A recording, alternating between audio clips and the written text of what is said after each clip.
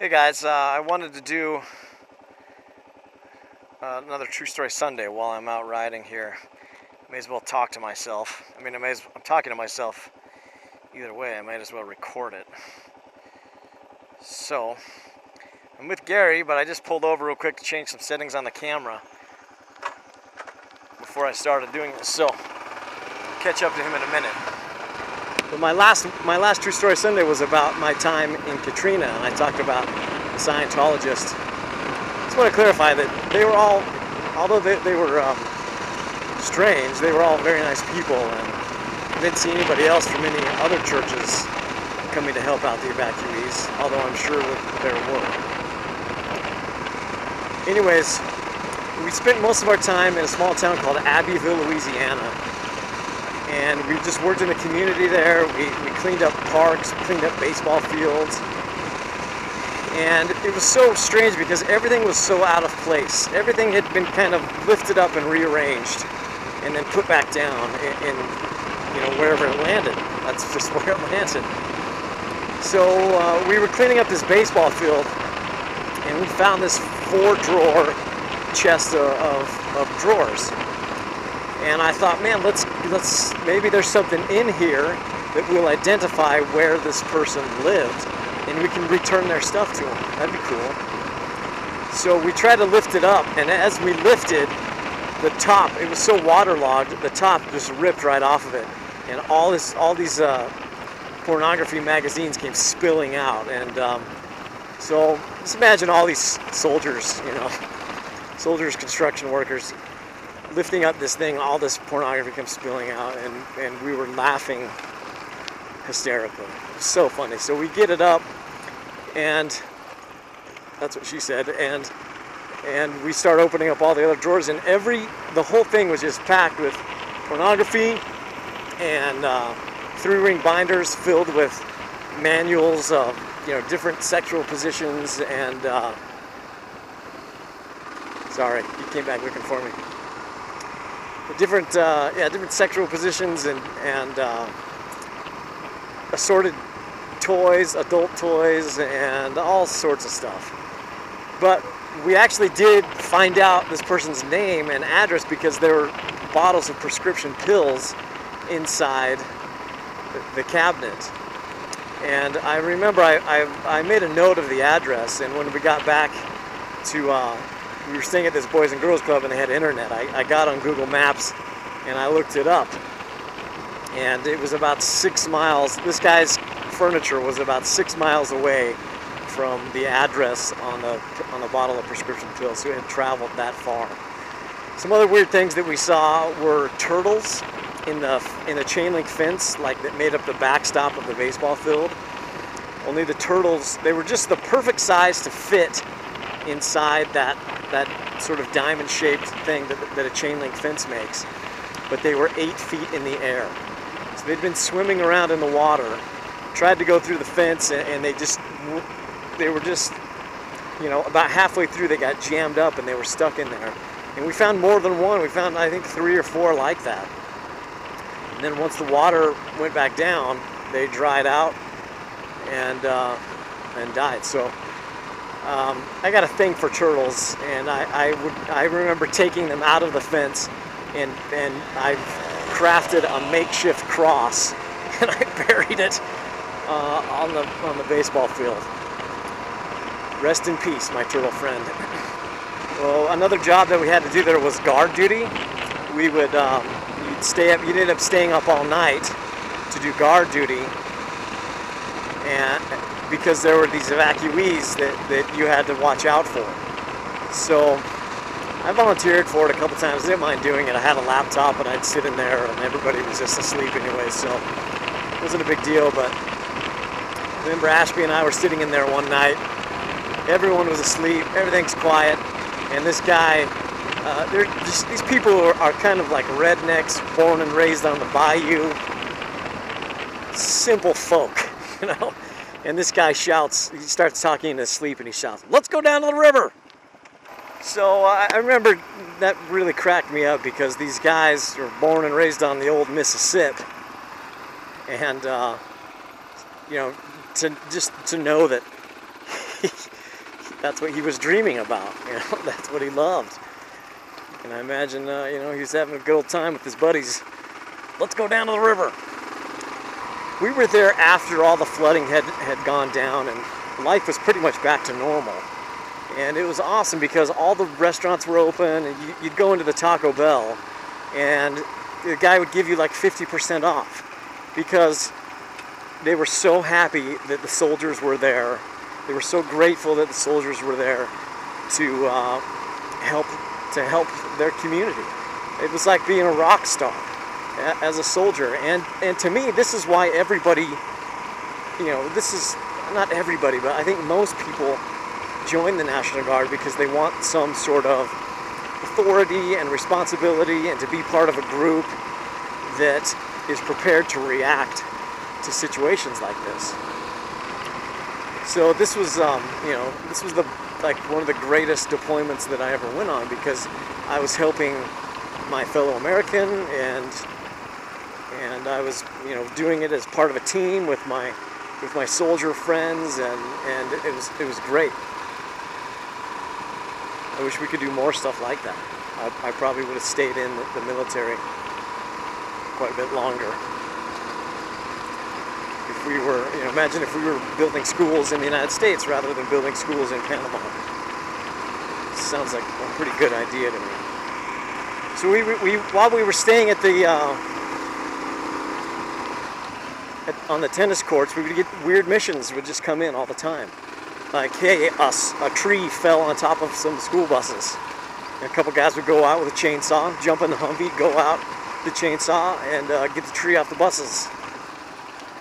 And, you know, we just had all these guys and all this equipment, and missions would come in constantly, and we would just jump in the Humvee, go take care of it. It was nice to be able to react that fast to different stuff. It wasn't like, you know, the chain of command was done correctly there, from what I saw. It was like, you guys go take care of it. And I really liked my National Guard unit. We had so many good guys in there that were skilled at what they did. The good thing about the National Guard is, for example, I was an electrician. I had gone to school in the, you know, to night school. While I was working as a full-time electrician, I was also going to school at the local community college to become a journeyman electrician. So a lot of people are like that. You know, we had professional plumbers and electricians and drywallers and equipment. You know, people who operated the track hose and everything like that. We were all pros. So it was a cool opportunity. I'm trying to think of more missions that we did. One mission we did, all the electricians, we gathered up all the electricians and they sent us to the stables where the police horses were kept. There were no horses there when we went. I don't know what happened to them. I hope they were all evacuated. But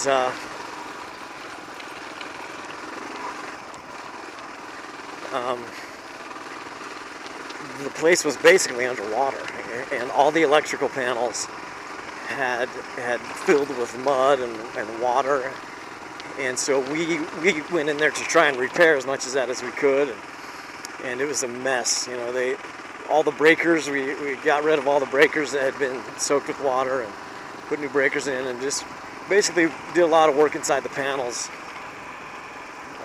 trying to clean those up. Can't think of any more missions that we did in Abbeville. It was just, you know, just a lot of cleanup stuff, cleaning up schools and community centers, places where people would hold different, like, non-denominational type church activities on different days.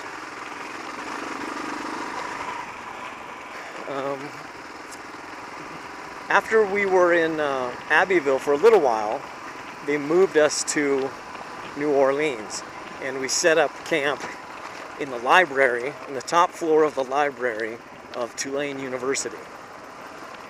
Pretty sure it was Tulane.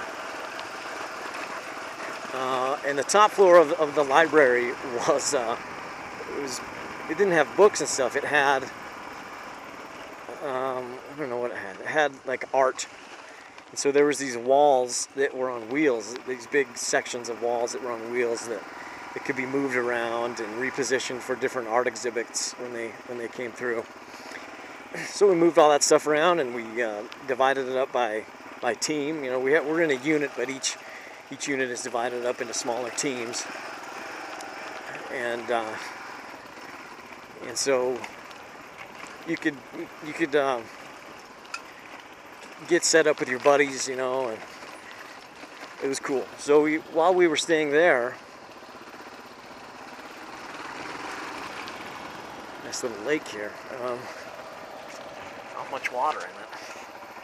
While we were staying there, we had missions like we were security guards. It was almost like we were just there. We were only there because we wanted the people of Louisiana to feel like they were safe again.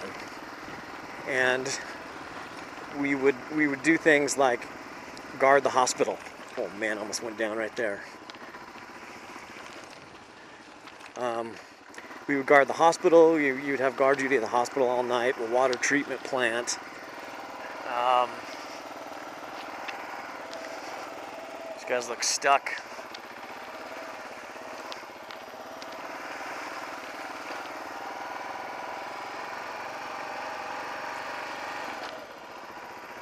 We would guard all sorts of different places. Some guys would be on like roving patrols, where they would drive just around the streets and make sure that no one was looting, because, uh-oh, do I really, oh, there he is. So they would be on these roving patrols, going up and down the streets, making sure there was no looters, because a lot of the houses were still empty. People had been evacuated and hadn't been returned, or simply couldn't go back because their house was filled with mold and all sorts of terrible stuff. And so a couple of my buddies were driving around on one of these patrols, and they came across a Halloween party, because we were there. We actually came back from this little deployment like 1 week before Halloween. So while we were there was a Halloween party going on. These guys are on a random patrol, and they drive past this Halloween party. And it's awesome. You don't know anything about me. Hey guys, my microphone falls out of my helmet right here, and I don't realize it for quite some time. And rather than go out and re-record this whole thing so there's continuity, I'm just going to finish it up here while I edit. So these guys are driving around and they find this Halloween party, and they stop to check it out, and they are mistaken for people who have shown up for the party dressed like soldiers. And everybody's like, man, where'd you get those costumes? They look amazing. And they think that their weapons are props. You know, they're carrying around M16s, and I'm sure they probably had some ammunition like in a magazine in their pocket or something like that. I don't remember. I remember that we were supposed to not have the magazine in our weapon unless something bad happened. Just to avoid any accidents, because there wasn't any real danger there. So everybody's like loving their costumes. There's these girls in these very revealing costumes jumping up on the Humvee and getting sexy pictures taken on the Humvee. And I remember one of the girls asked my buddy to put the barrel of his M16 in her mouth so she could get a picture taken with it, and you know, just some really crazy things. Because I mean, I don't know if you've ever been to New Orleans, but these people love to party. That's what they do. The foundation of the city is built on a party. So when something like Halloween comes around, they get really into it. And everybody, you know, is drunk and who knows what else. So they were there for a little while, but they decided to get out of there just because they didn't want to get in any trouble. And the end of their shift was coming up. So they come back to our makeshift barracks, and they tell me and some other guys, like, dude, there's this party going on, it's amazing, they invited us back there, gotta sneak out and go. But remember, we were staying in this library with these walls that could move around, and they didn't like go up to the ceiling, so the person on the other side of that wall could easily hear what you're saying. And our company commander happened to be right on the other side of that wall and heard everything. He comes walking around, our lieutenant comes walking around the wall, and he goes, guys, it's 8:45 right now, and we have a curfew of 10 o'clock. We have to be in the barracks by 10 o'clock. So theoretically, you wouldn't be breaking any rules if we went to this party. And if you've been in the Army, you know that there are a lot of officers who they are so paranoid about their my career, and I can't give these guys an opportunity to make any mistakes. That they would sooner work you all day and then lock you in a hole than allow you to go out and enjoy yourself after working hard all day. But this guy wasn't like that. He understood that it was okay to have fun and work hard. So, and we respected him, and we worked harder, and we wanted to make him look good as our company commander because he respected us back like that. So we jump in the van and we go to this party, and it's crazy, and we're having a good time, and by now they know that we're just National Guard soldiers crashing their party, and invited us in, and had all this great food, and all these people in fun and crazy costumes, and we're dancing with them. Getting pictures. I remember some guys getting whipped by some of these girls in these horrible costumes, and just this crazy fun experience. And my deployment to after the Hurricane Katrina disaster was one of the best because I got to do what I joined the National Guard to do, and that was help my fellow American in their time of need. And we worked hard, and we had a great time doing it. There was one more story that I wanted to tell. One night, Ashby and I did guard duty. We stayed up all night in the Boys and Girls Club and did guard duty. So we got like half a day off the next day to catch up on some sleep. And while the rest of the unit was gone, we were like wandering around, trying to find something to do. And we went into the Boys and Girls Club, and we noticed in this closet they had all these swimming pools. And so we did some horse trading, and we said, hey, how can we get our hands on one of these swimming pools? And they pointed out that a lot of the lights in the Boys and Girls Club needed to be fixed, and they had all these ballasts and fluorescent tubes, and both Ashby and I were electricians, so we fixed up all their lights, and they gave us a swimming pool as a reward. So, and then we were like, how do we fill this thing? It's in the middle of a tennis court. And luckily, the fire department happened to just cruise by. I don't know what they were doing, but we flagged it down and said, hey guys, can you crank open that fire hydrant and fill up this pool for us? And so they unrolled some hoses, and they by the time our unit got back for the day, Ashby and I had set up a swimming pool and dragged a table in front of it and run extension cords, and we had this TV with a DVD player built into it, and we were like floating in the pool watching movies on the TV. And so there's one thing about National Guard engineering units. Because we have all these skills to build anything that we need, our camps usually end up being the best camps around because we can take care of ourselves. We have all this equipment, we have all these guys with skills, we have all this time on our hands. So we try to make ourselves as comfortable as possible. There's a very famous scene in the movie Patton, and when I think it's right at the beginning, he walks up on stage and there's a giant American flag behind him, and he gives this speech, and I'm probably not going to get it exactly right, but he says, one of the lines in it is, someday when your grandkid gets up on your knee and asks what you did during the Great World War II, well, you won't have to say, I shoveled shit in Louisiana. Well, that's exactly what we did in Louisiana, and I had a great time doing it. And it was a pleasure to serve the people of Louisiana and go down there with my buddies and just tear some stuff up. We had a great time. This has been a True Story Sunday. I'd say if travel far, do it soon.